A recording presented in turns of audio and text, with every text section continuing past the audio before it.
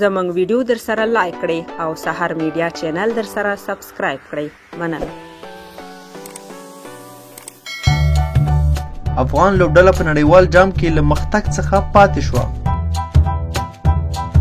افغان له 19 کلنو کم عمره لوبډلې نن د 19 کلنو کم عمره لوبغاړو نړیوال جام د 8 غوره لوبډلو په پړاو کې له سیالي پاکستان لوبډلې د 6 وکټو په توپیر ماتې وخوړه او په دغه جام کې له مختګ څخه پاتې شوه.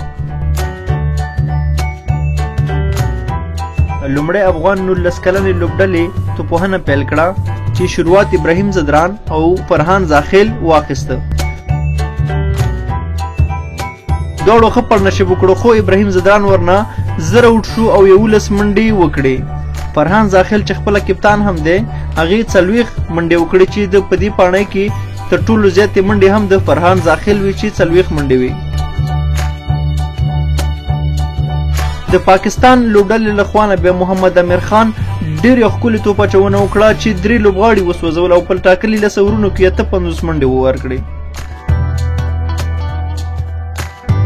په پای کې د افغان لوبډله د ټولو لوبغاړو په سوځېدو سره 109 منډې ترسره کړې او سیالي پاکستان لوبډلې ته 109 منډو هدف وټاکه چې پاکستان لوبډلې دغه یاد هدف ډېر په اسانۍ سره په 140 اورونو کې پوره کړ د 4 لوبغاړو په سوځېدو سره. د پاکستان لخوا تر ټولو زیاتې منډې بیا محمد هریره 4 منډې ترسره کړې.